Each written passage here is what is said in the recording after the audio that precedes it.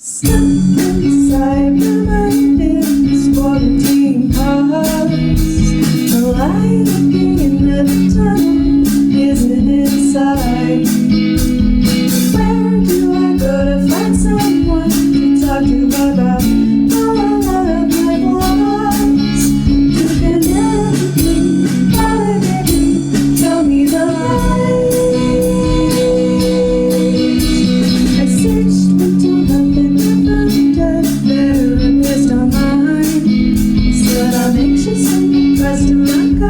skills are not fine. We were to fit and it felt like a waste of time. I heard an interview and I felt an instant connection. I learned CAT, BBD, and my fun skills and teaching every session. Now I'm pulling through, ready to ask the next question.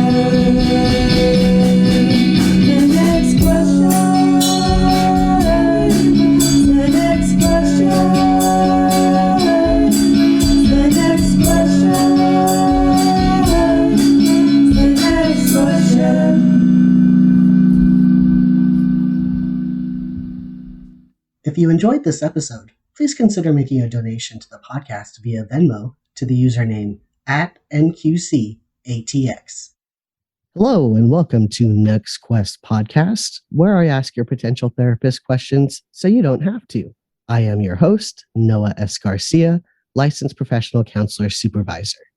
Today, I welcome to the show Michael Romero, licensed clinical social worker supervisor, who will be talking about his practice in an area of specialty, creative therapeutic interventions in working with children, teens, and families.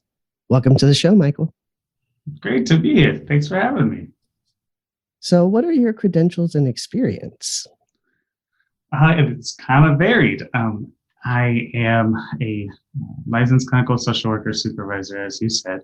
I went to UT School of Social Work for bachelor's and master's, did some international things, and part of that being a thing with the practicum in Mexico for master's in social work, and then kind of got into that a lot and did Peace Corps in Honduras with youth development, or rather Honduras kind of did me in a sense of connecting and learning.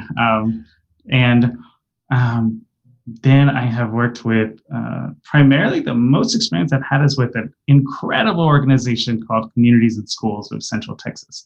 That's really where I have learned 95% of just about everything. Currently, I do a mix of music. I've studied and played music since I was young, and now I kind of do a combination of things, and I'm getting into more puppetry stuff. So it's a lot of varied things. I also work with the Sims Foundation. I'm a contractor for them, as well as with juvenile probation, communities in schools, and then I have my own practice that kind of opens the door for others, and it's called Tonality Counseling. Fittingly.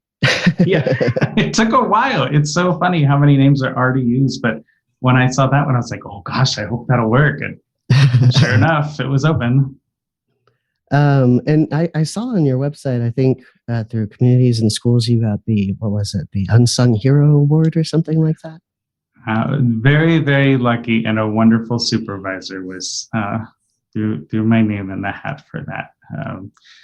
They have one of the special things about working there that helped me grow a lot was having some supervisors who basically said, kind of nourished that creative piece and saying, if you're enjoying what you're doing in your own passion and it's a healthy, positive thing, if you can bring that into therapy, then it's going to just be that much better. Oh, hell yeah. That's really made a difference. Yeah. That's awesome. So it sounds like you have like a few contracts. It sounds like with Sims, Communities in Schools, and juvenile probation. Do you accept insurance? If so, which ones? If not, why not? Totally. It's funny that I have always kind of thought that as in this field, it's kind of like, well, you should. It opens the doors for so many people. And it's been kind of a puzzle in my head of how to do it. I've only recently had some really supportive people from Crave Counseling and Embracing Minds Counseling who have helped guide me through some of the processes. And so now I'm, as of like 2 weeks ago, I'm accepting Blue Cross Blue Shield. Awesome. And the Medicare, Medicaid piece is technically done, but I'm not ready or there yet because it's still it's a little complicated if you're very green to it. So yes, ideally I'd like to have the doors open as they can be, but I don't have a team, and I think I try to have a balance of music and counseling, so I limit what I really put on the plate. That makes a lot of sense. I mean, insurance is sticky and it's a lot of work, so I can totally feel you on that. Do you have a sliding scale or reduced fee available? Totally. So one of the things that's special about working with the Sims Foundation and Communities in Schools Central Texas as a kind of out of network person, they kind of open the door for that. They bring Sims brings things way down as far as sliding scale, and I mean, very, very affordable. It's usually it's for musicians and families, and then CIS will work with families who are already in that arena of lower income, and that opens the door for me. And personally, on a private pay scale, 100%, I want to make it work as best as I can. So we generally just talk through what might be feasible and go from there. Okay, cool. Do you have weekend or evening appointments available? Sure, I do. Right now, I work about 3 days during the week, and so I can balance some family things and a lot of musical things. But I tend to lean into the evenings more than I do into the mornings, and weekends. Weekends are kind of not generally open, but I do believe that the clients that I do work with, as team up with, I want to be available in a real crisis kind of time, so I generally can make something work in that arena if it's needed. Okay, gotcha. Is being a therapist your first career? If not, what was? I think my mom told me I wanted to be a lawyer when I was a kid, and that never panned out. My first career was thinking I was going to be a trumpet player superstar, and surprisingly enough, I've had a lot of wonderful support and luck, and I have gotten to tour the world playing trumpet Nice. with a band, which is amazing. But I did kind of fall out of music school interest in being locked in a room and just focusing totally on practicing. I wanted a little more adventure in that realm, and I took a class of social work because my father is a social worker and my mother is a psychiatric nurse. And I was like, I'll just take a class. And I took a class. I was like, this is so crazy. Everything I grew up hearing, like, let's draw your feelings out, or it's okay to cry, or hey, did we lose something? Let's do a search train and we're going to find that thing we lost. And all these things were just right in that first intro class. So I kind of got hooked from there. That's awesome. Was taking that class ultimately what drew you to being a therapist? I would say that probably what drew me to being a therapist was having both parents be, I feel like there's kind of a rare situation with all the people that I work with and know. I feel like I have parents who are kind of, I wish more people had that kind of support and really believe in you and non-judging and supporting. And then it also, as I grew up, I ran into a lot of people that for whatever reason, I got lucky to be taken under their wings. So I've noticed that, and then I started noticing like how amazing that could be, to be in a career where you are a kind of a guarantor for other people. And then, can kind of team up and support along the way and learn as well. Yeah, for sure. So we've learned a lot about you so far, but tell us a little bit more about yourself, like other hobbies, interests, TV shows you watch, music you listen to, pets, etc. Oh no, this is super fun. The whole thing. Now we get to this is great. I have my girlfriend and I have a growing farm, we should say. We have a dog named Mafi, a dog named Roxy, and a cat named Cuddles. And I'll explain why we're sharing this. But Araceli and I have been trained by our dog Mafi to have us take her as a therapy dog into our sessions. And it definitely is us learning from her and learning how to be, really good guides with her.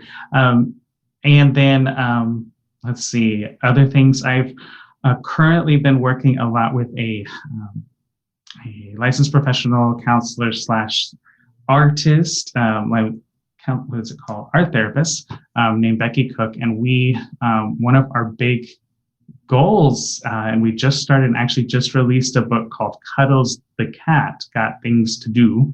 And saw that, yeah. Yeah, okay. we got this little guy right here, which is really fun. And it has, it's connected to a song that I wrote about cuddles, and kind of a fun, not super bibliotherapy book, but it has some little bits and pieces in there.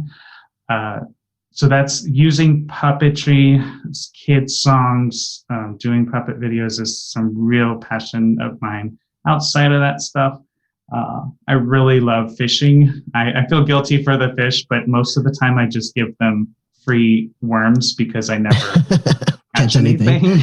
Oh, I'm right there with you, man. I love fishing too. In fact, I'm moving to the coast later this year, so purely so I can fish more. So I totally understand that. Oh my gosh, you're gonna have to let me know how that goes and what that's like. That sounds wonderful. Other hobbies. I think just really it's a lot of like creating. I find so much fun in creating. And one of the things that I used to do that it sounds like work, but it was so fun that it wasn't. When I used to work with communities and schools, we did leadership camping retreats. So you get a few of very trained and loving adults and take young people out on kind of an adventure camp out and go through all the things that you would want to do. Cooking, setting up a tent, skills that kids may have never gotten to do, and we get to do it as a team. I miss that a lot. And COVID came, I was like, but outdoors kinds of things, and those are the movies and things like that. It would be embarrassing to list the things. I think I've watched The Office way too many times for any human. My best friend too. I'm always hearing lines from The Office. So yeah. I'm not really sure why. I think it became this kind of comfort thing, and I think it's a thing. Like you kind of have something that's familiar in your background, and that can be a comfort and reorienting kind of thing. But yeah, I could see that. So, what modalities would you say you draw upon in your practice? So that's a really fun question, because I always fall on my face answering the modality or treatment approaches thing. And I don't know if it's because of a resistance to using specific things or just the fact that I love creating and kind of figuring out different ideas. And maybe I have a hard time opening up a book and following all the rules to do things, which hopefully should be reassuring to folks in school, that you do get to figure out what works for you. But I think I totally lean on relational approaches. I can see that. Tone of voice is really important to me, and how can I use that as a tool? Things around, I have I definitely lean on strengths, perspective, and kind of possibility, and looking at the things that are going right. I have occasionally had a client say, like, okay, tell it to me straight. Don't be in the clouds on this, and that's fine. I can definitely do that, but I think the starting point is more of like, obviously, the things that are going on for anybody are definitely getting in the way of real positive things that we can kind of rediscover, or reconnect to. And things that I would like to learn and dive into, definitely EMDR. And I'd be really interested how to use music in an EMDR way. Yeah. Yeah, I knew you were going to say EMDR for some reason, and I was like, in the EMDR and the music, like I just see it. Yeah. So what's interesting is my girlfriend Araceli she's a licensed professional counselor, and she does all the things that I don't want to say lazy, but it is kind of like she studies and she goes to all these trainings, and so I'd ask about, tell me a little bit more about EMDR, and then she'd show me a couple of techniques and things, and I'd just be like, oh my goodness, that's one really neat thing. I also really love things, the idea of, and have an interest in things around connecting to your body, somatic experiencing kinds of things. And then if I can, I think where my heart definitely is some kind of combination of adventure and recreation therapy with instruments. I think if that's like the ultimate goal of modality for me, but yeah. I see that. And, I think that after we've been doing this for so many years, we integrate all the things that we learned from our studying in grad school, and it just kind of morphs into like our own specific style that is hard to really say, oh, well, it's this, this, and this. Like, it just, like, we ask questions with a theoretical basis in mind without even thinking about it, I think. And it just becomes second nature. Totally. And it's so interesting because all the insurance companies and all of the pages where you highlight your practice, your interventions, you gotta click here and here and here, and which treatment do you do? And I'm like, well, I'm not it's important to note that I use music a ton, but I'm not a music therapist, and it's important to highlight those details because I think sometimes when a client is looking, you can get maybe because somebody might use a technique from something, but I do think it's important to note the expertise in the level or interest. But yeah. So give us some examples of the creative therapeutic interventions that you enlist in your work with clients. Like music is a big one, puppets. Anything else that you would note? Sure.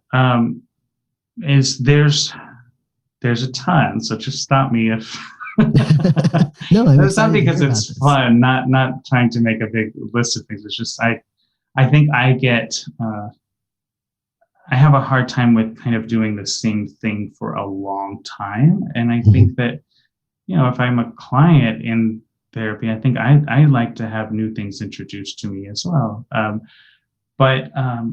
So definitely songwriting, allowing a place for that if somebody has an interest. There's just for anybody's interest, there is a site I just came across. I think it's called like Chrome Labs or Chrome Music Labs. I'll have to look it up, but it offers it's free. You can share your screen and do it, and it has a grid, very, very simple. When you press, and just on this little grid, the different colors come up, and then you press play, and it plays whatever you touched on the grid in a music way. How cool. And then it also has drums and a snare hat. And so it's kind of like, what's that game? The music game, Guitar Hero? Guitar Hero. Yeah. It's kind of like that, but very simplified to where you could have no idea what you're doing and still create. And I think that's super fun to use. I love, if there's a chance to kind of make a book with the client, sort of, could be a digital thing or actually could print out eventually, if they were wanting that and there was permission, guiding them through, I worked with a client who had lost his father really suddenly. And we tried kind of going through that. What were Dad's favorite things? Like, what colors should we use in this book? What do you have any pictures we could use? Kind of bringing that out. The simplest things are oftentimes the most fun. Like they used to have a store called Teacher Heaven. They have these blank puzzles that is just a 5 to 25 piece puzzle, and it's just totally blank. And that can be a real fun thing to use with having a client paint or draw or even write something, and then have the power to take it apart and bring it back together, or frame it. Other things, definitely using puppets in however way that the person would like to or the kid would like to. Also adults. I think one of the neat things about play is I think the older that I have noticed all of us get, that something that really is missing is play. It's totally. So if there's a fight in a relationship, sometimes the simplest thing is, can we go play a game? That's it. Let's take sorry out and let's just play that game. And then you can expand on that of, oh, I have to apologize to you now because I'm doing something oh, you thought you were going to win. Now we have to stomach an uncomfortable loss. There's so much fun things you can do with little things. I also have various instruments that can be really neat. One of my favorites is called an OP1, and it is a tiny synthesizer based on the first Casio little keyboard. And it's super. You probably have seen them. My ex-girlfriend had one. Okay, all right. So that can be a fun, it has a thing that you can record and loop a song. You can take a sound and mess with it. Granted, it's just kind of like a hyped up version of an iPad, but its only focus is the music. And it's small enough to take to sessions. It is very expensive, but anything like that. I mean, I use a $25 Goodwill keyboard that I have from that can be just as fun. Other kinds of things, I'm looking over to this area where I have games and I have a green screen covering that area. So my brain is kind of stopped. But I really enjoyed using just playing cards and a little bit of kind of very basic magic tricks that I looked up. Because I think for me, the things that I have found most therapeutic are the things that recenter and connect and make someone feel safe, especially for kids. So it doesn't really matter what in my opinion, doesn't really matter what you're using if it helps just engage from a very basic level. And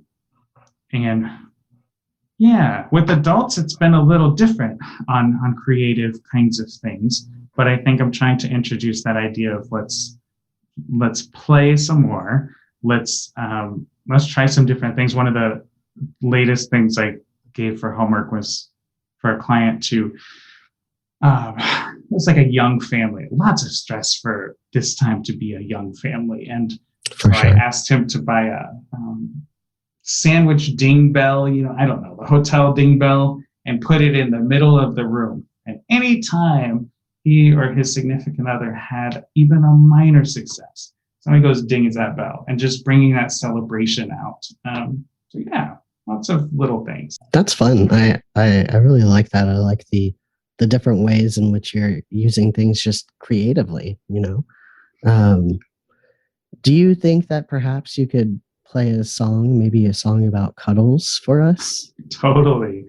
6 a.m, Cuddles knows. Cuddles the cat got things to do. She jumps on the bed and scratches my nose. Cuddles the cat got things to do. It's breakfast time, she's meowing on. Cuddles the cat got things to do. Then over the fence to tease the dog, 'cause Cuddles the cat got things to do. Middle of the day and Cuddles knows. Cuddles the cat got things to do. She found a lizard and the lizard ran. Cuddles the cat got things to do. Well, the lizard escaped, but she spotted a bird. Cuddles the cat got things to do. The bird started flying and Cuddles got mad. Cuddles the cat got things to do. I'm pulling out the driveway, she's bouncing round the yard. I wish she'd stay out in the back, but at least she's scared of cars. Neighbors know her well by now, but she never goes too far. Sometimes if I've been gone all day, she takes it kinda hard. She found a puzzle in the living room. Cuddles the cat got things to do. Puzzle found its way all the way to the floor. Cuddles the cat got things to do. Then she saw some food right on the table. Cuddles the cat got things to do. When I got back, that food was gone. Cuddles the cat got things to do. End of the day and Cuddles knows. Cuddles the cat got things to do. Up and down the cat tree Cuddles goes. Cuddles the cat got things to do. It's time for dinner, she's meowing loud. Cuddles the cat got things to do. But you ate my dinner, I told her now. Cuddles the cat got things to do. When I try to go to bed, what's that? It's Cuddles stepping on my head. Just a few more hours of rest, I beg. No more food till we've slept.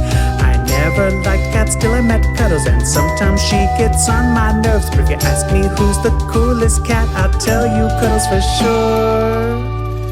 6 in the morning, Cuddles knows. Cuddles the cat got things to do. She jumps on the bed and scratches my nose. Cuddles the cat got things to do.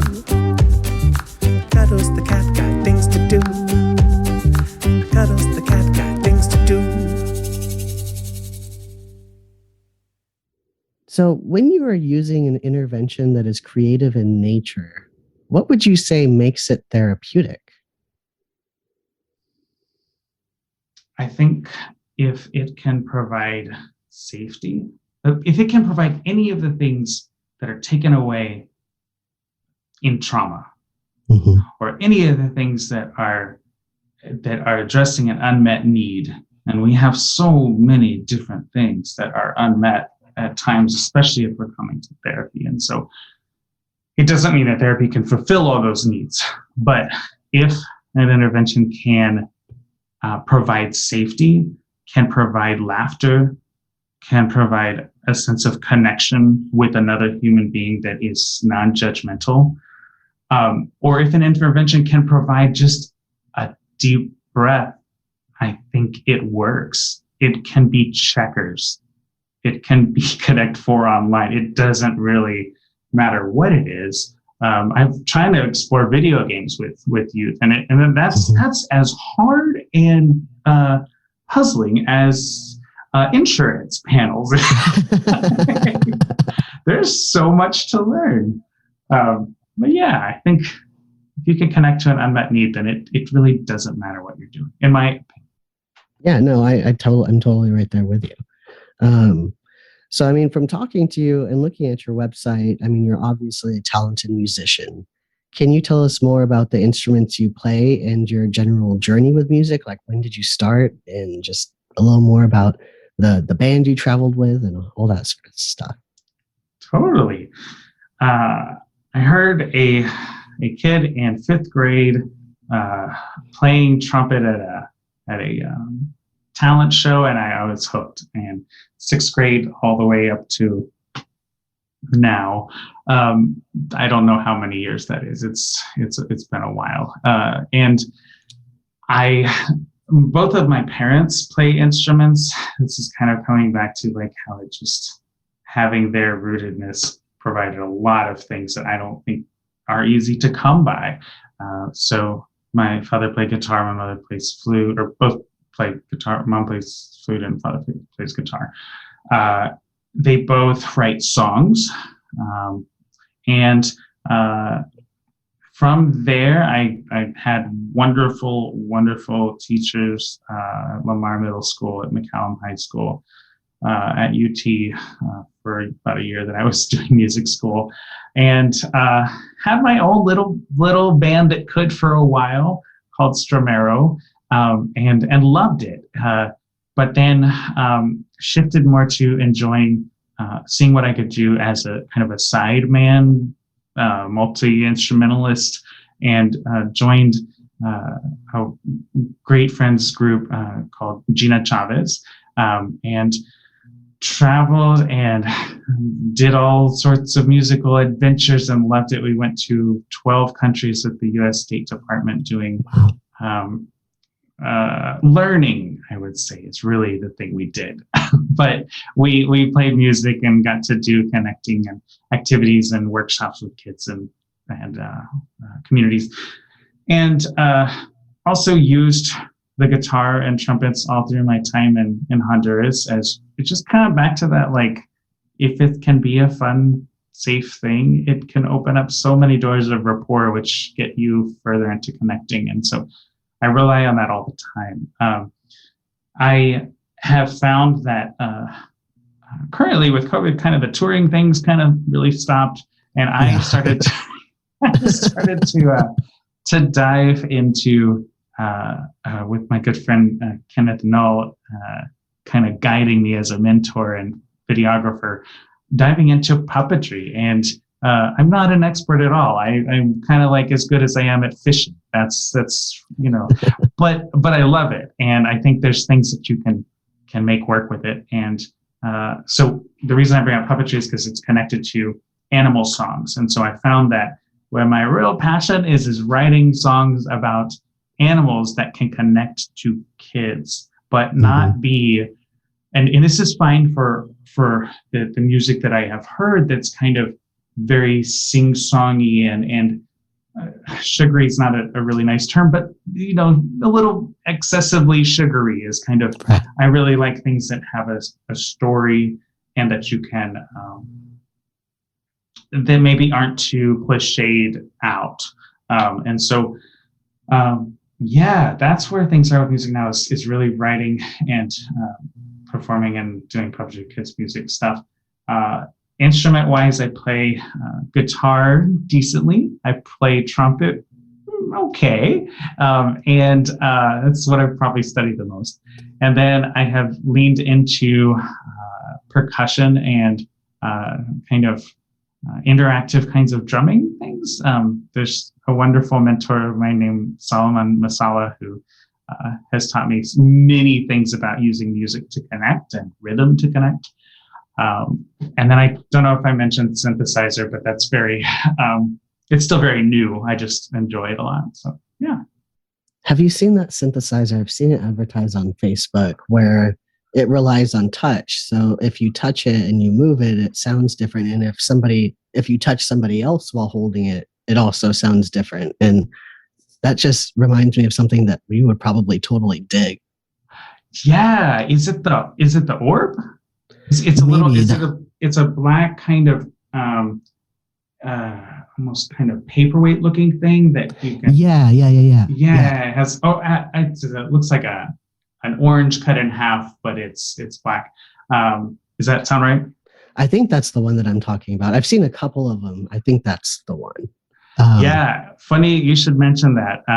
Kenneth got me one during COVID, and I have used it in session and it's great. That's a perfect one because it's a lot cheaper than the OP one and very simple. And I just hold it up to the screen and I'll start kind of playing and doing a jam with a kid. It's super portable. That's definitely fun. Cool. So when and how did you realize that music and things like puppetry could have such an impact when paired with therapy? I think this is kind of a weird connection.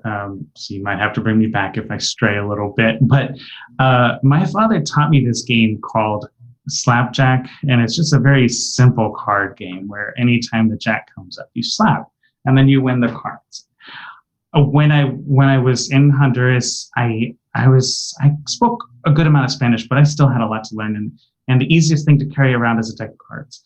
So I learned that using something very simple that was easy to connect with someone else really, really opened the doors. And so in Honduras, really, I started using the guitar a lot more, the trumpet a lot more, and seeing how that relationship built. And when you come back to therapy, because that wasn't therapy. That was, if anything, I was being given therapy as a gift from hunters.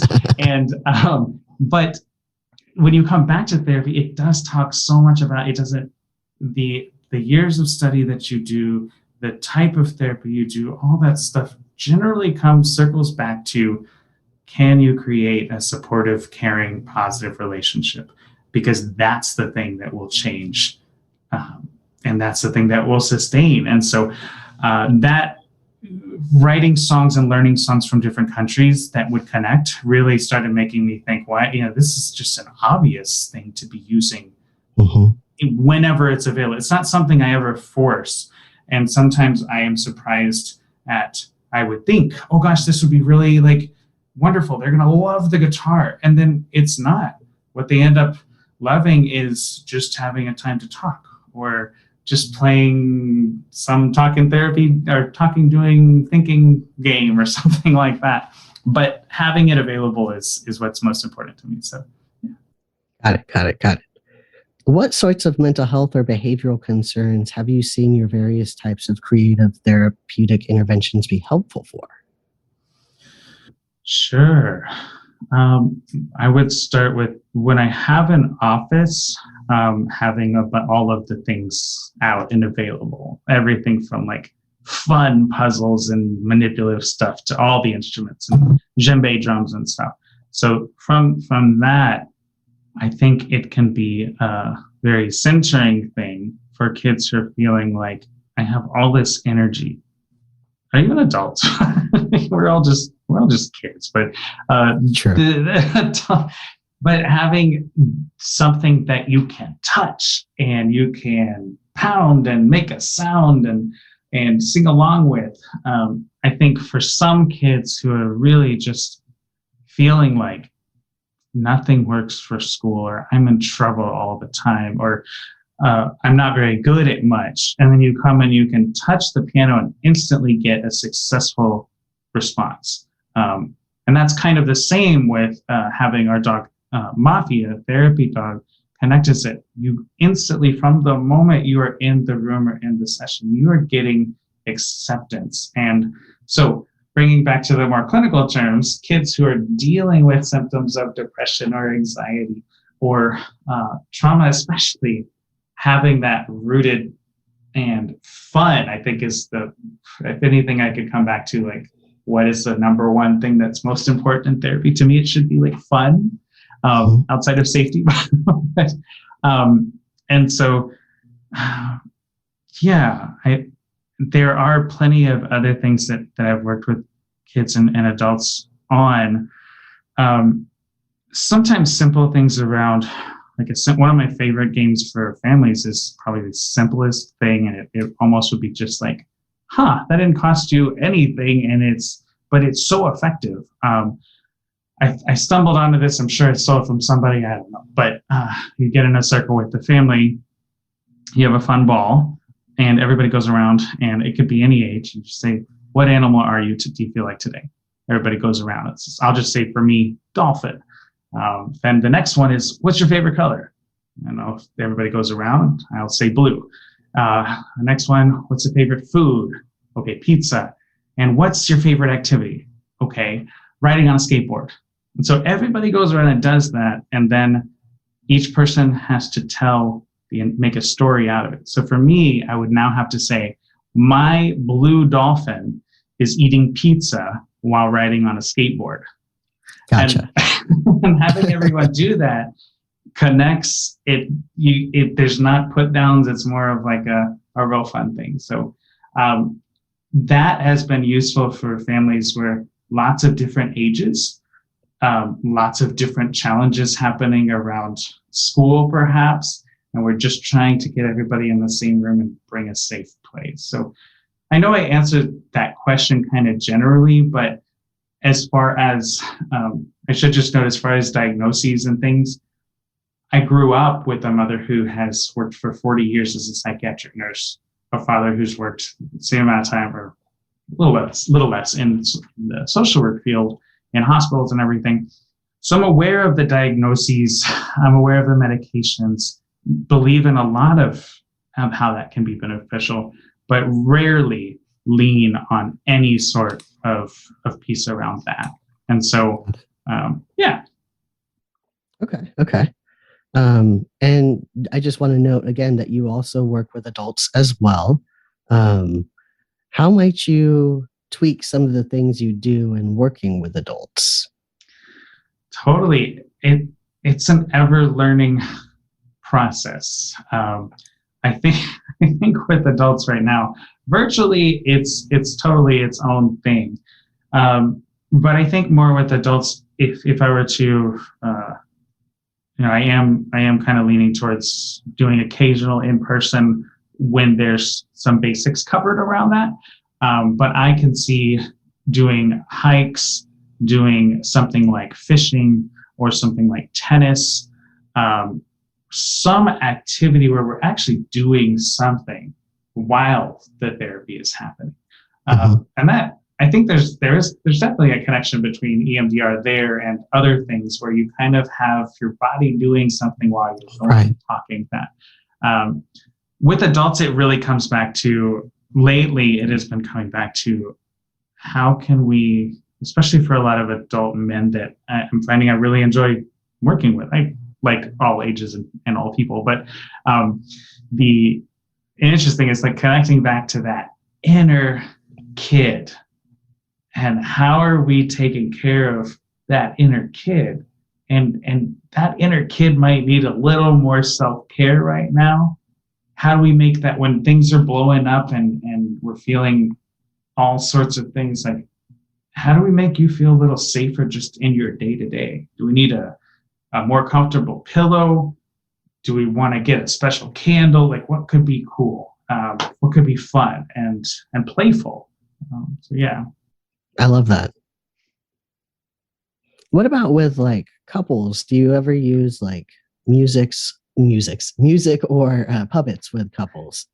Totally. It's kind of, that's, well, I say totally because I think, well, why not? Wouldn't we? And I don't know that I have yet, but I think it's also kind of when a couple would be in the spot to be willing to explore.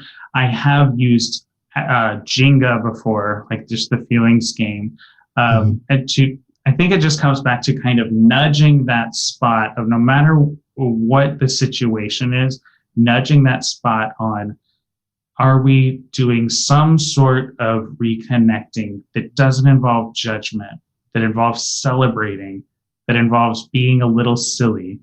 And if we already have that nailed down, okay, great.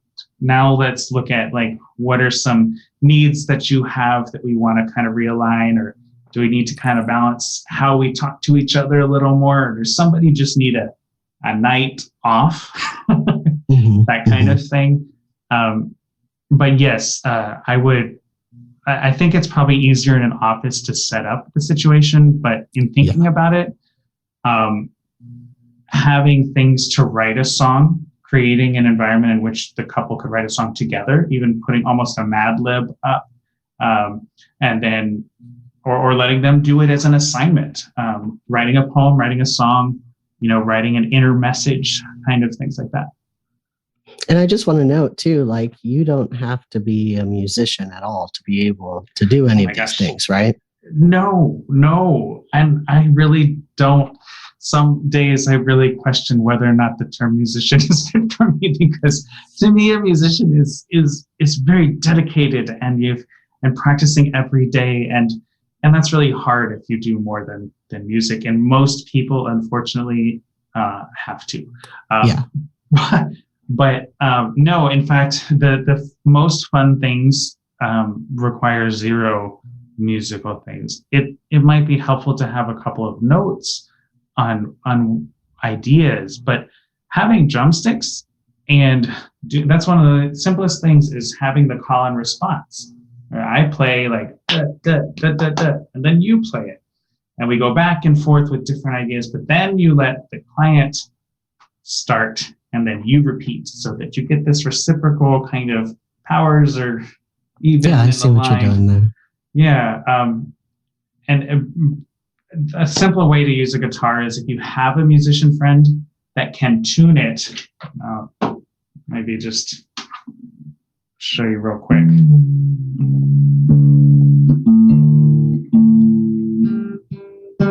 You can, I'm sure anybody who plays guitar would know this. Tuning to open tuning.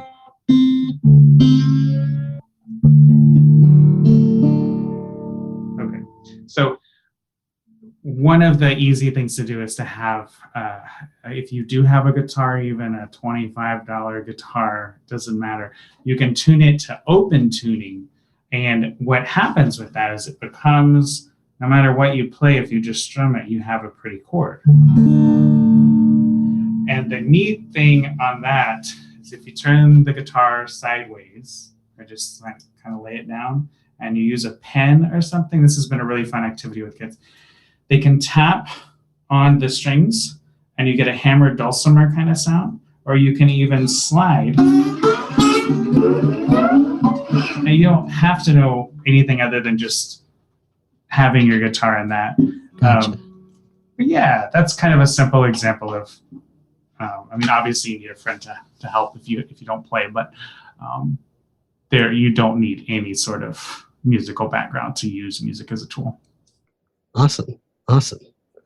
What would you say are some misconceptions about the use of creative interventions in therapy?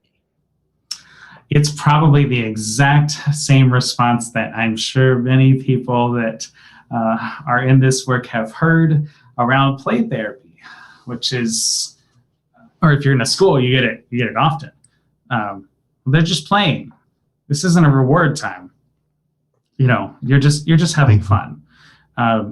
Or they're not actually doing anything. Those are kinds of that's a real adult mindset of so judging. At it. It is, and it makes me sad because the person who's saying that is probably they're and not connected to this huge hug that can be provided by that. So one of the things that I think I've really kind of learned, definitely from my licensed professional counselor girlfriend, is the balance. So I very much lean into all these fun things, whatever I can think of that's fun and exciting and neat to use and musical. But it is important to have a balance, and it's important to look at, like, I can get, we can use all these things, but what if a client is continually hurting themselves? Or what if a client is continually having a panic attack and none of these other things are working? Then it's important for me to look at how can I have a little balance? Do I need to call another provider to offer that support? Or do we need to look at that? Do I need to do some more studying up on what's going on? But yeah, I think there's a lot there for sure. Yeah, no, I agree. And I think that, I think the people who miss it just, it's about even just the basics, like when it comes to trauma, like you said, safety, for example. And there's so many ways, especially with kids, it's really difficult for a lot of kids to engage on that, like, talk therapy level. I mean, it's not developmentally where they are, and that's a part of it, is meeting clients where they are. And that sounds like exactly what you're doing. Yeah, I think it is. And for whatever reason, in the school setting, we have structured things, and you have to do it this way. You have to meet this standard. And there's a lot of money behind that, which forces us to kind of get away from what's really, where are we letting the kid or the person be the kid or the person? Where are we like supporting just that natural spot? But yeah, and when I do get those kinds of questions, which they do happen, what are y'all really doing? I do bring it back to usually something about trauma or an unmet need. About this, in what happened in dad dying unexpectedly, there are years of play and relational connection that has just been vanished. And that's a huge loss. And so connecting with that need and kind of reminding that they're reforming the template, that the rest of the world can also offer some additional things that are important. They're not ever going to fill that hole, but it's not completely gone, the play around there. And so kind of explaining through in a more adult way helps, I think. Yeah. Would you say there are any mental health concerns in which creatively based interventions would not be appropriate or recommended? That's an awesome question. I like this question. I'm sure that that a lot of people would, very, very, very many people would probably have well, yes, you shouldn't do it here or here or here. I haven't found a time where using something, even if it's just a deck of cards, hasn't been helpful. However, I think that sometimes just being able to use your voice as its own guide, and like, even as I'm talking slower, kind of that example of like bringing things down a little bit can be one way. So not perhaps if a person's in a real harsh or pained state, or just things are so out of it. And sometimes it is just being silent and being right there and regulate. Thank you, Noah. You got this back and forwards. And then obviously, I think it's not so much the not using the creative or kind of playful intervention as it is what else do we need to add? Because a guitar and all of these things are great, but sometimes it isn't enough, and often it's not enough. It's just an extra tool. So I definitely do believe that there is, in the right setting with the right support, there can be some things around medicine that can help a lot. Our groups or other kinds of things. It's not only that, but yeah. Cool. Okay. So moving back to changing gears to you as a therapist, what kind of experience do you have working with particularly vulnerable clients, such as those who are transgender, undocumented, or BIPOC, to name a few? Sure. I think that I should just start out by saying, like, it's over this past year, I kind of stumbled into something that I think has been helping me learn a bit. And I think that's the thing, is like, I want to be more aware and more opening, as I think a lot of people are hopefully feeling as we kind of gotten some things in our faces that need to be in our faces, about being more aware, and putting the time in to learn some things. But I started doing early on with the kind of shutdown stuff, I started doing a weekly kind of singing a song, doing puppets, some kind of breathing thing that the puppets do example of, and then doing a bibliotherapy book. And that's where I started realizing that, like, gosh, these books are so amazing. And if you're not familiar with the terms for people listening, it can just, Dinosaurs Divorced would be kind of the first thing that comes to my mind, is that kind of book. But there's other ones that are amazing. They're all in my closet right now, and I'm drawing a little bit of a blank on which particular ones that I could reference. I think, great one. Black is a Rainbow Color is a book that is phenomenal. And I'll just leave it at that, because it's on us to kind of check it out. There's another one called I Am Jazz that I just discovered, and I'm just like, oh my gosh, like, they're examples. They're not going to be the perfect end-all thing, but they are great examples of what we can be doing to kind of learn. And what's fun for adults is reading that exact book. Mm-hmm. Because if you're an adult and you have an area you want to grow, in working with more people is it's great to start learning with a child mindset. And those books are quite amazing. As far as my work, and I kind of went on a tangent as I tend to do, I've worked with a lot of kids. I know that my senses, I've either been told by a kid that they are gay, or that something is a little different for them, or I might have a sense, but I am very thankful to have a person very close in my family, and one of my best friends that is gay, and that has also kind of very up for sharing with me about a little more of the community as a whole.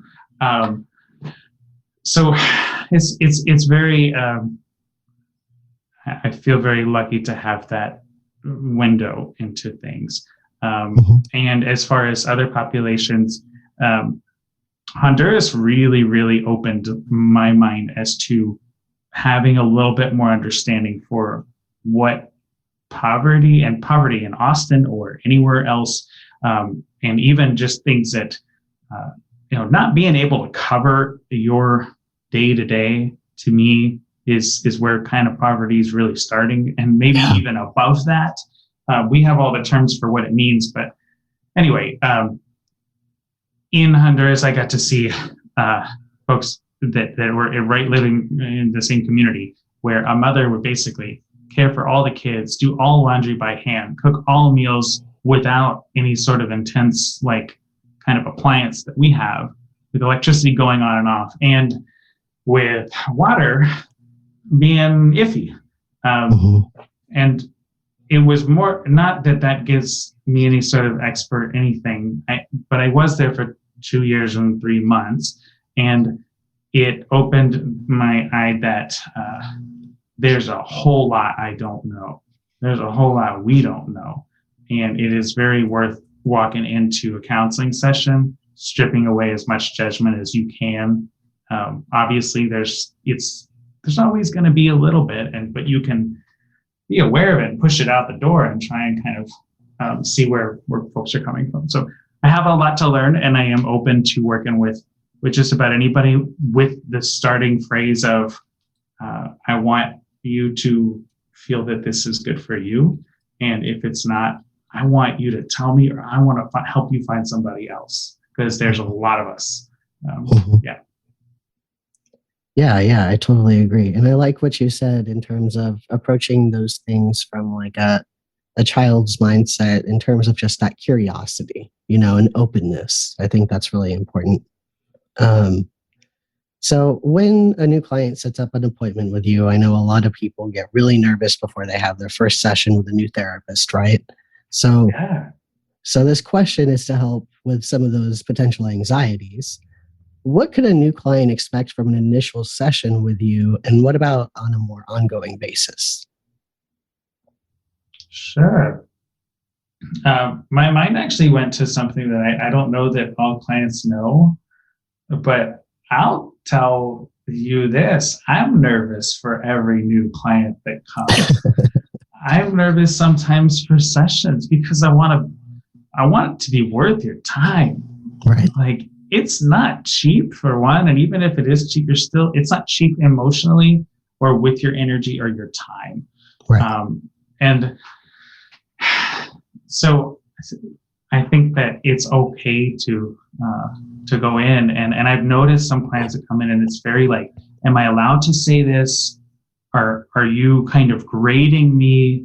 And I would really, I know that there are some bad experiences people have with therapists, but I do believe that the majority of folks are really coming into this because they love it, and because you're walking into a majority of the time a really non-judgmental zone. Anyway, with that, I do start again by encouraging that this is kind of your deal and my deal. We're on a team, and if it doesn't feel like it's working, that's all right. It can work. There can be somebody out there that'll be really good for you. And if it's not me, let's get that person. Right. So in first sessions, are we talking with adults or kids? I missed that. I guess, could you give me an example of maybe both? Totally. For kids, hopefully this is helpful to them. I think for some it can be a little overwhelming because the nature of the screen is just really difficult. And I am really finding after all this time that for kids, adults, it's actually surprising. It seems very effective and supportive and worthwhile. For kids, I'm really starting to feel like I want to do what I can do to be in person as much as we can, because I know that there are some people that really can make the virtual work. But for me, I think it's harder for me to make it work as well. That doesn't mean I don't do it, and I'm working with youth now. But for the first session, I would show, assuming we're on video, I'd show them puppets. I would show them the synthesizer, the guitar. I might bring up that Chrome Music Lab kind of website, and I would show them some games because I need for them to know that this is not a punishment. This is not a danger zone. This is a BU zone. So that's the beginning. Later on, I really kind of take guides from kids on where they want to go and what's helpful for them. And sometimes it's kind of taking guides from like parents, or oftentimes there's too, like what's kind of going on that you can see, as well as counselors or other people. If I'm really on my game, I would check in with other folks as well. Sometimes that's hard. And then continuing on with the kids until the kids kind of give a message that they are kind of really done. And I think sometimes kids are better at giving that message than adults, which is tricky.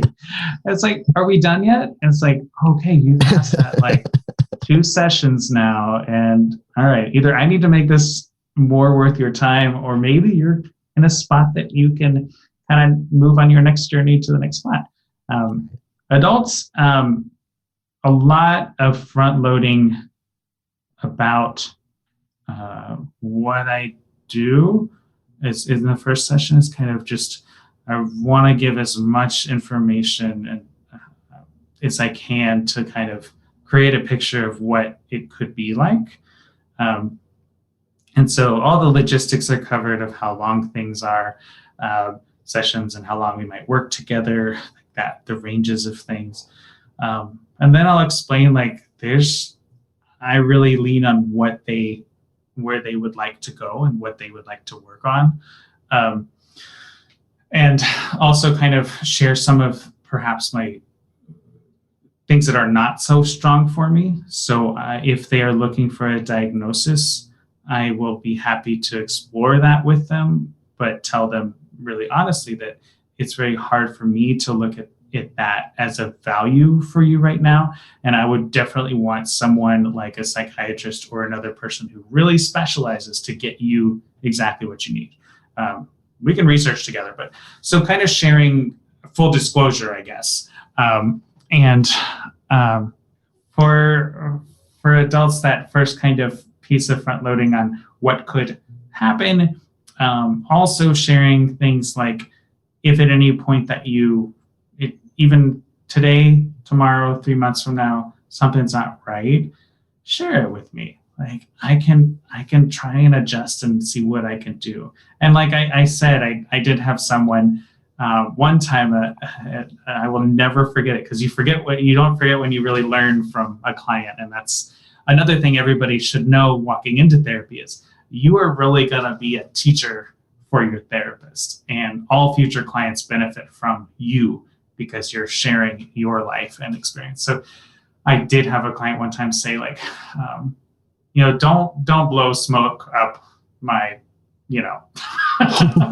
and I wasn't, but she had taken a supportive and positive outlook to really not connect with her. And so, again, I tell people that I will lean on the positive. And if you need something different, let's talk.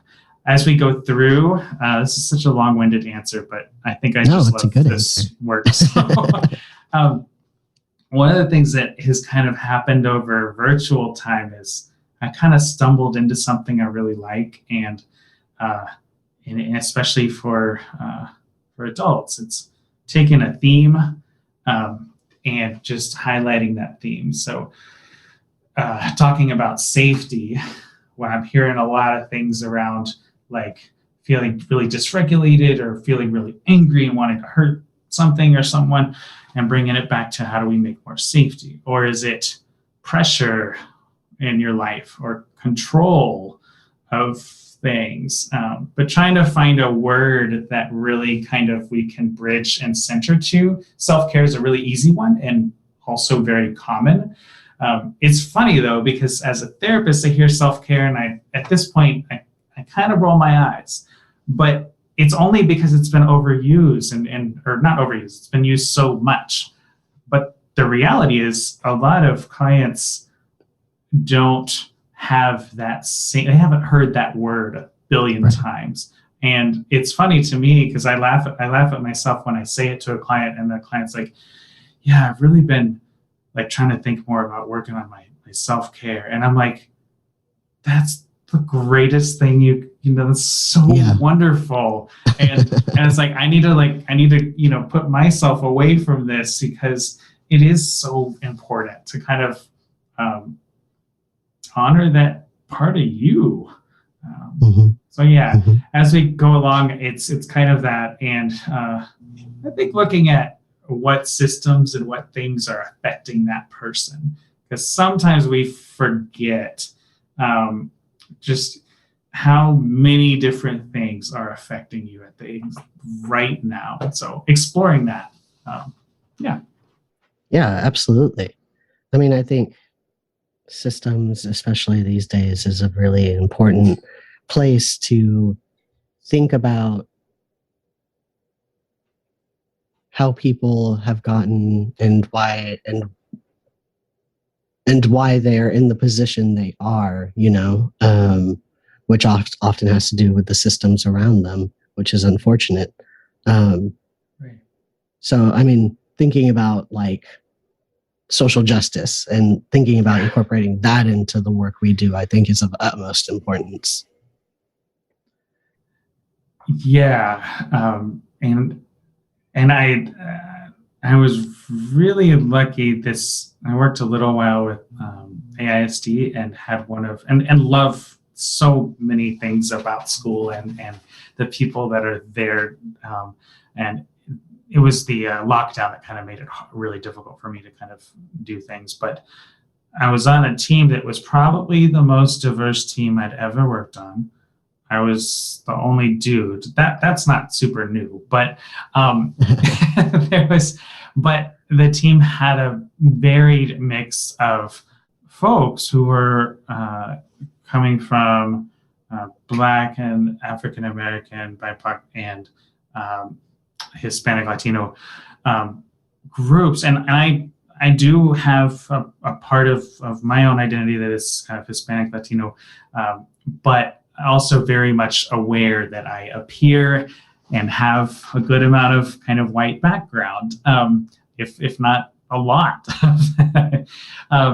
So I guess getting back to your comment on the social justice, it was a very wonderful learning experience to have a lot of people I got really close to who are also not afraid to truly share some truths. And even as I was excited to start my puppets book and music kind of little show, one friend, I was like, hey, look at these new books I got, and they cover all these things. And little did I know I was in for a really good lesson in that moment. And she said, well, that one's really great. And it was a book that was definitely kind of geared toward the Black population and kids. And but they had highlighted some stereotype kinds of things. And she explained it that it was like, this book could be good in a lot of scenarios, but at this moment, if you use that book, you can kind of highlight that, oh, well, music and being a DJ is like one of the only careers that you could do if you are Black. And that was really like, holy, I'm very grateful that I have this friend right now that is kind of guiding. And so from there, she offered to kind of be a check-in for future books that I found. Cool. And that's one thing. There's a million things to work on, but that was really neat. Cool. What are some words, or how would you say your clients describe or experience you? Honestly, I would say the first thing that comes to mind is like usually 1 to 5 minutes late. I'm pretty good about communicating, but I do find that I am usually within that zone. Hopefully, someone that they can trust, someone that makes that provides a spot that they know they get, the typical thing, they know they could be themselves. Someone that will occasionally find fun challenges and maybe nudge on once in a while to help kind of grow. And I think also sometimes flexible and to a fault, understanding of kind of when things change. And I'm kind of referring more to like missed sessions or late sessions, is that it's a really hard arena for all of us. And I do find that I want to lean on the being a little extra flexible, but it's a dance. So I think people would say understanding, hopefully. And I think another word, just from speaking with you today, I would just add the word safe. Thanks. I would hope so. Yeah. Yeah. How do you define the phrase? And, as therapists, we talk about this all the time. How do you define holding space for someone?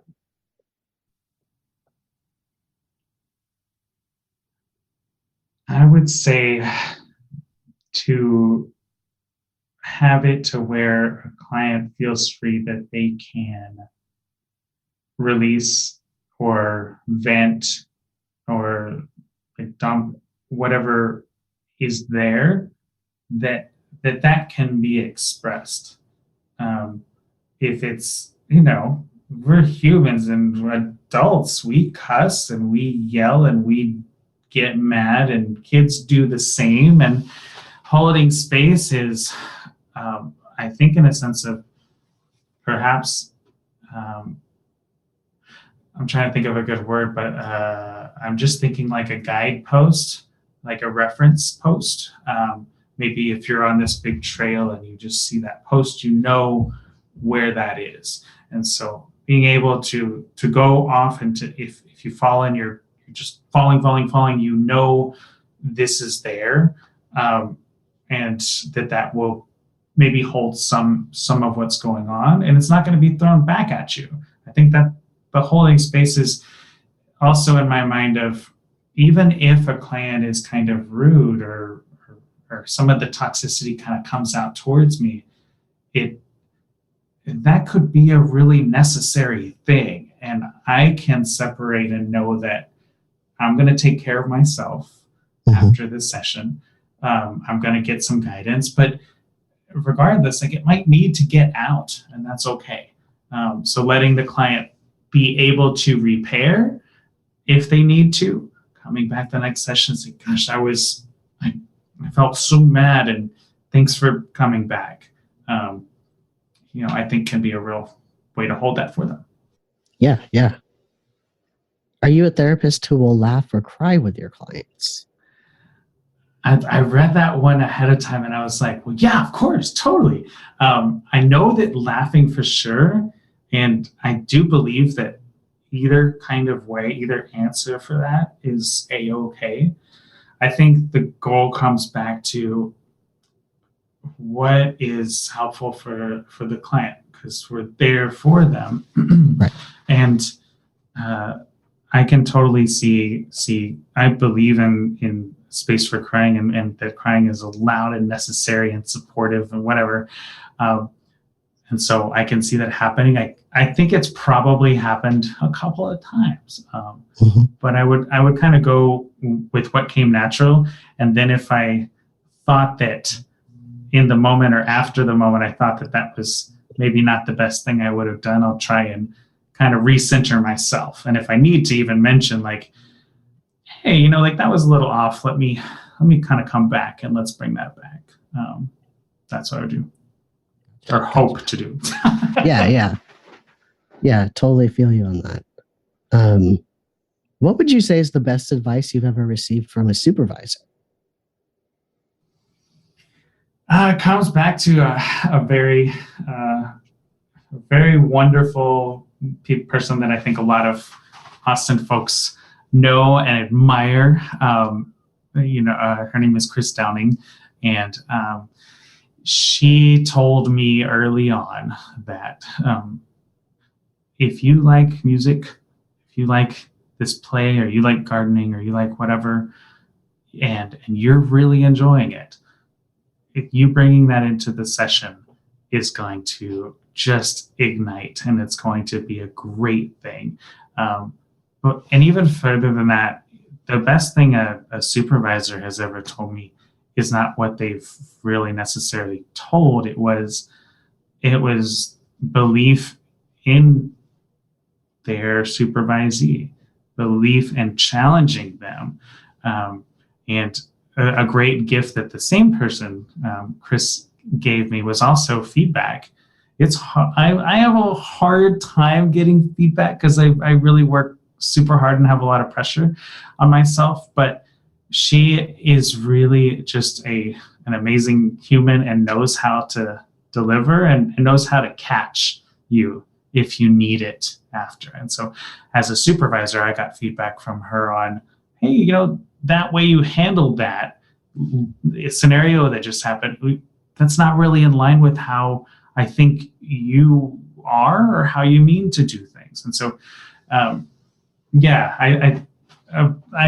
feel very grateful to have those gifts from her. Awesome. What have you personally learned about yourself and or the world through your practice, would you say? That anybody that thinks that there are normal people out there, you need a hug. If you want a hug, you need a hug. Everybody has something in that DSM of diagnoses. Everybody's got something, and probably everybody's got 5 somethings. So that's a big kind of lesson. And about myself, I'd say I have learned that what I find to be effective, I usually can tell by kind of how I'm feeling internally. If I know that, if I can see that there's a connection in the therapy, and that there's kind of just, it doesn't have to be happy, but it's an investment in it. When that's there on the client side and my side, I know that whatever we're doing is really worthwhile. If on either side, it doesn't feel, either side of the team, if it doesn't feel that way, then it probably means I need to look at what I'm doing. And so I think a lot of especially with adults, I don't know why it is, but you really kind of get a lot of feedback from kids, but you get a whole lot from adults. And so I think I've kind of learned over time to, as much as I'm in the moment and enjoy adventurous kinds of things, to slow down and really try and take good notes, not for any insurance or anybody else, but to make me better for the client, so that I can bring something up that I remember because I have reviewed and looked through what they have already given to me. So, yeah. Got it. What do you do to take care of yourself? I'm laughing because my girlfriend told me yesterday, we need to talk about you taking care of yourself.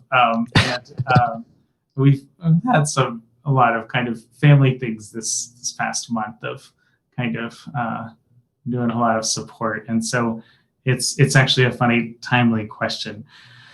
I'll tell you what I do when I'm in a crisis, because I did kind of just have a family crisis the past month. Things are really good now, but I knew that I was in it, and I knew that it was going to get worse, and I knew that it would eventually get better, but I knew that I could fall off of the train. And so what I did is I thought of my 5 closest people, and I called them, and I left a message if they weren't there, and I said, "Hey, it's Michael, and I am going through some really scary things right now, and I'm calling to ask you to, in about 2 weeks, give me a call and keep calling. And and I want to ask you to set up a time for us so that when I get through this month, that I can reorient and reconnect myself to my life. There's nothing I can do about what's happening in this moment, and there's nothing you can do either, but just check, reconnect, and connect for me when that time goes." So that's actually been wonderfully effective, and I don't know how I haven't used it in the past. After we meet, I'll be meeting with a friend. Cool. And another thing that I do is fixing things. Simple things like, I don't know, like let's say that our cat door is like broken. Like, it's fun for me to just go fix it and see that it's repaired all in the same day. Sometimes I think that repair will take 5 minutes and it takes 4 hours. And so my close ones in my family kind of laugh, but, and we've recently done a lot of non-expert gardening, and we timed it. We got really lucky. And now we got these cherry tomato plants that are about 3-4 feet tall. Oh, wow. And there's so much just joy and kind of nature connection thing that I think is really important when things are rough. Those are hard to grow. Yeah. Well, I think we use like a seaweed kind of special thing that helped. And if they're in the right spot, I've been lucky with them, but it may just be a particular brand, because a lot of other things I just flop on. But other things I do is I do talk a lot on the phone with my brothers, with my family, and fishing has been something I keep coming back to. We got a kayak as a gift, and so I go to a lake, Lake Belton, and that's my place now. It happened over this past year. I went there one time and I was like, this is my happy place. Oh my gosh, I found one. There's so many, but when you find a really good one and it's just, so some of those things. And then the last thing is just recognizing when things are really out of whack, and just kind of putting the phone in another room and going, doesn't matter what doing, just stop and trying to do and fix and whatever else is going on. Yeah. By the way, I want to tell you about, there's this app for fishing that I use called FishBrain. I don't know if you're familiar with it. Oh my gosh, that sounds awesome. It's awesome because you get to see you can select different bodies of water, and then you can see what everybody's caught from there. And also it's a great way to explore like new fishing spots. There are so many urban fishing spots in Austin. It's amazing. That's the one thing that's the hardest thing to know is, like, I look on the maps, I can never find, I see the big ones, but like, oh man, that's awesome. Yeah, I'll totally look at that. It's like you're helping with my self-care. Okay. Well, hey, that's all right. That's all right. I've been on there for like 2 years now, and it's just worth it. They also have for subscribers this feature called like Bite Time, where it like takes a bunch of things into account and will tell you like when the best time to catch what type of fish will be. So super cool. Highly recommend it. That's awesome. I knew you would appreciate that. That's why I offered it up. So next question. How would you define happiness? Something that I think we're all trying to get to, and we're all most of us are stumbling royally to in the idea of it, or the belief of what it is. I don't know that my idea is right. I think that I have long time been lucky, and the older I get, the more I'm really recognizing this is a real privilege to say what I'm about to say, like a ridiculous privilege to. I mean, having this conversation on a phone and a nice microphone there's a lot there, and the things next to me, but I think being able to, I've long time thought that retiring and those kinds of, that idea of working and saving to retire has always kind of confused me. If I can do the things that I can enjoy doing and try to connect that with work and some sort of income, then that's happy for me. I think for me, it's connecting to the things that I'm passionate about and trying to stay with them and help them grow. Yeah, I mean, that's kind of this whole, I hate the whole idea of just like working like a dog so you can save up to retire, and then, and then hopefully someday having enough money to do that, And so I thought about that when I made this decision to move to the coast. I decided I don't want to wait till I'm 65, 70 to move to the beach and retire. Like, I can reduce my schedule now and move now. I mean, why not? And, in my eyes, tomorrow is never guaranteed. And I think we have to take advantage of the things that we have around us now and the things that we have control over now. Totally. So after this episode, there's going to be a ton of people moving to the coast. Well, you'll have a therapy collective. That'd be great. You drive down, and you get your therapy, you get the nature time, and you drive back. Yeah. And I'm staying completely telehealth too. I'm going to maintain my practice, continue to maintain my practice out of Austin, but it's going to be primarily telehealth with some limited in-person available later this year. But definitely looking forward to it. So the next couple questions I have for you, well, really the last couple questions I have for you are a bit vulnerable, as if this whole thing hasn't been. Totally fine. What is the most embarrassing moment you've had as a clinician? I didn't read that one, but I love it because I think it should be a requirement to share that in your first session with people. Maybe not, but it's a fair idea. Most embarrassing. Oh, I mean, I definitely, hands down, I have forgotten a session, and I don't know that. I don't really know how common that is, but I know that was an absolute horrible feeling in just dropping the ball therapeutically, consistently, all this stuff. In my mind, there's never a good enough reason for me. And this is in the past year and a half when it was kind of the virtual stuff. So I'm definitely better with my calendar, and I've started using a program to help with that. The Simple Practice is pretty awesome. Yeah, totally. But I think that it's I don't even know, it's just very kind of never what I would want anybody to experience. I did prepare and it was fine. I think sometimes what I might forget is that a client is a human too. And even though I hold myself to a high standard on what I want to do and be, most people are really accepting of you if you mess up. You just got to go in and repair it. Right. And I think it makes us that much more human and levels the playing field in terms of the just kind of inherent power dynamics, you know? Yeah, yeah, yeah.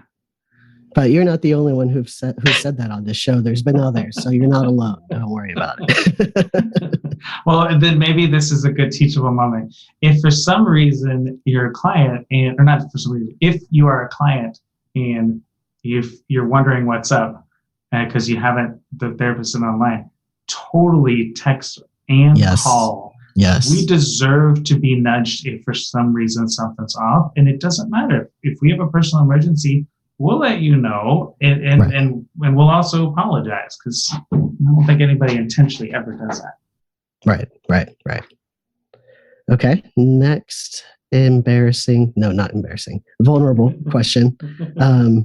I would not say this is embarrassing at all. Are you in therapy, or have you ever been in therapy? Totally, yeah. So I was when I was a kid. That influenced a lot of funnily enough, it influenced a lot of like the playfulness, because I remember the therapist had a bunch of toys and manipulators, and we played cards, and that was actually, as I'm thinking about it, a very influential moment. And then as a young adult, a little bit, and as I don't know what you call it. If you're 37, are you just an adult? Like, I guess it doesn't really matter. I don't know. I'm curious too. Anymore. I'm about to be 37, so let me know when you figure it out. Sure. I still think I'm a kid, because I don't know. But I guess now, I have been. I kind of, at the moment, I've enjoyed looking for a group. Particularly in my case, I have a parent who has middle stage Alzheimer's, and so I found that a support group of other people experiencing that has been just wonderful, because there's a lot of things we tell ourselves that you find, other people are telling themselves the same thing, and we're all a little wacky with that story we're telling ourselves. Outside of that, I think I'm always interested right now for learning and for whatever it could offer. Like, if I find somebody who's got real EMDR experience, I'd be excited just to go and try and see how it goes. So I'm kind of constantly open to the idea, and also know that a lot of the things that I have around me offer therapy in its own sense also. Got it. Well, Michael, is there anything else that you think would be good for a potential client or other therapists to know about you?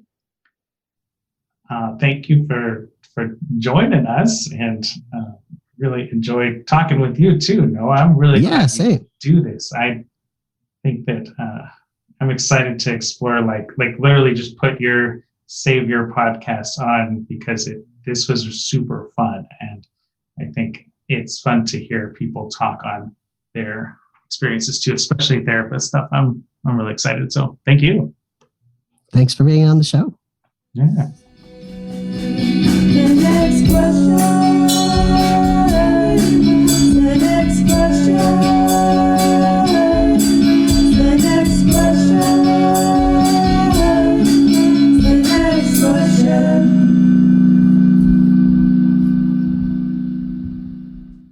Thank you for listening to NextQuest podcast. I learned something new today, and I hope you did too. Stay tuned for next week's episode featuring Neathery Falchuk, licensed clinical social worker supervisor, who will be discussing their practice in an area of specialty, body liberation and body trust. NextQuest podcast is sponsored by Jan Dimmitt Resources.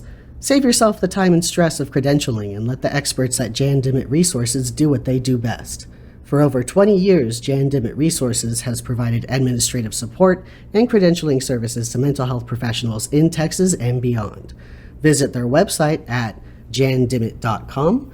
That is JANDIMMITT.com, or call 512-731-5725 for more information on all the ways they can make running your practice easier for you. NextQuest podcasts rely solely on donations to keep this project going. Please consider becoming a patron on my Patreon page at www.patreon, that's patreon.com/NextQuestPodcast, or you can make a one-time donation on my website at www.nextquestcounseling.com/aboutnextquestpodcast. You can also support the podcast by liking our Facebook page. Until next question, this is Noah Garcia signing off.